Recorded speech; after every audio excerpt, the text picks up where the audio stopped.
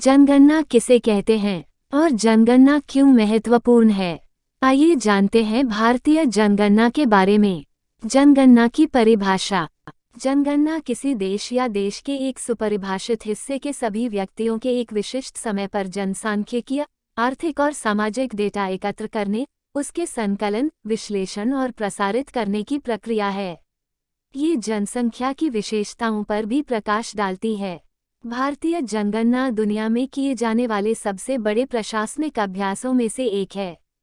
Nodal मंत्रालय। दशकीय जनगणना का संचालन महारजिस्ट्रार एवं जनगणना आयुक्त का कार्यालय, गृह मंत्रालय द्वारा किया जाता है। वर्ष 1951 तक प्रत्येक जनगणना के लिए तदर्थ आधार पर जनगणना संगठन की स्थापना की गई थी। कानूनी संवैधानिक प्रावधान। जनगणना का कार्य जनगणना अधिनियम 1948 के प्रावधानों के तहत किया जाता है। इस अधिनियम को बनाने हेतु विधेयक भारत के तत्कालीन गृह मंत्री सरदार वल्लभभाई पटेल द्वारा पेश किया गया था। भारत के संविधान के अनुच्छेद 246 के तहत जनगणना संघ का विषय है।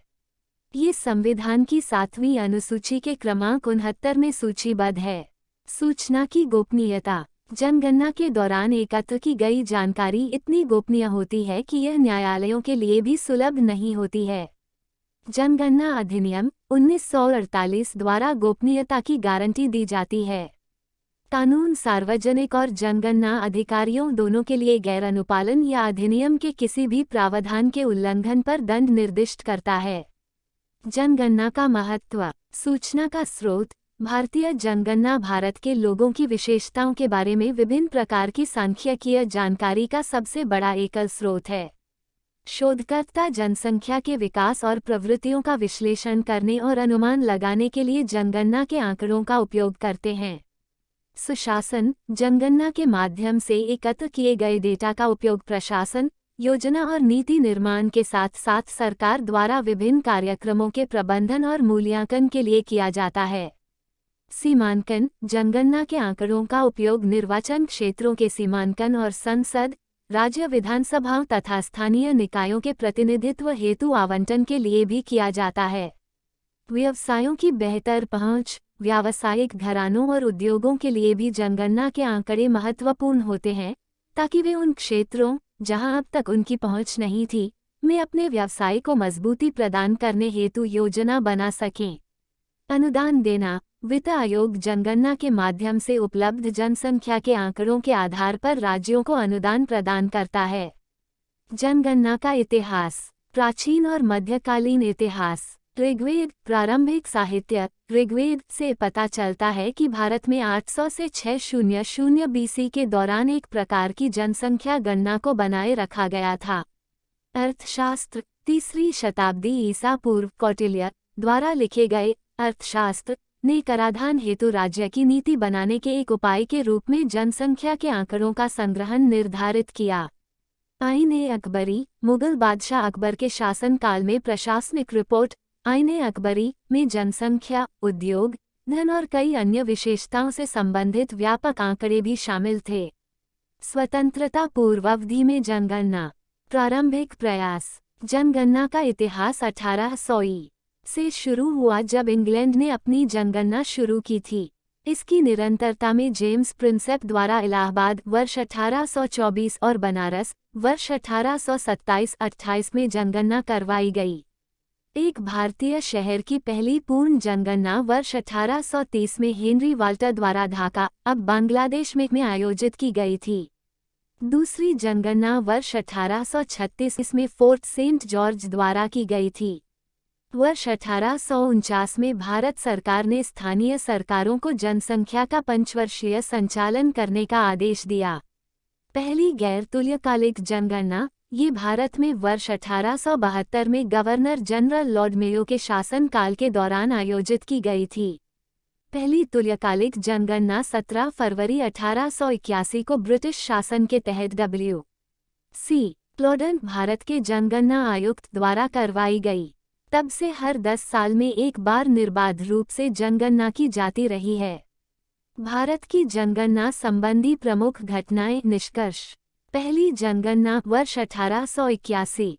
इसने ब्रिटिश भारत के पूरे महाद्वीप कश्मीर, फ्रेंच तथा पुर्तगाली उपनिवेशों को छोड़कर की जनसांख्यिकीय, आर्थिक और सामाजिक विशेषताओं के वर्गीकरण पर विशेष बल दिया। दूसरी जनगणना वर्ष 1891, ये लगभग वर्ष 1881 की जनगणना के समान पैटर्न पर ही आयोजित की गई थी। इसमें 100% कवरेज के प्रयास किए गए और वर्तमान बर्मा के ऊपरी हिस्से, कश्मीर और सिक्किम को भी शामिल किया गया। तीसरी जनगणना वर्ष 1901, इस जनगणना में बलूचिस्तान, राजपूताना, अंडमान निकोबार, बर्मा, पंजाब और कश्मीर के सुदूर इलाकों को शामिल किया गया था। पांचवी जनगणना वर्ष 1921, 1911-21 का दशक अब तक का एकमात्र ऐसा दशक रहा है जिसमें जनसंख्या में 0.31% की दशकीय गिरावट देखी गई। ये वह दशक था जब वर्ष 1918 में फ्लू महामारी का प्रकोप फैला हुआ था, जिसमें कम से कम 12 मिलियन लोगों की जान गई थी। भारत की जनसंख्या वर्ष 1921 की जनगणना तक लगातार बढ़ रही थी और वर्ष 1921 की जनगणना के बाद भी ये वृद्धि जारी है। इसलिए वर्ष 1921 के जनगणना वर्ष को भारत के जनसांख्यिकीय इतिहास में द ग्रेट डिवाइड या महान विभाजक वर्ष कहा जाता है। 11वीं जनगणना वर्ष 1971, स्वतंत्रता के बाद ये दूसरी जनगणना थी। इसने वर्तमान में विवाहित महिलाओं की प्रजनन क्षमता के बारे में जानकारी के लिए एक प्रश्न जोड़ा।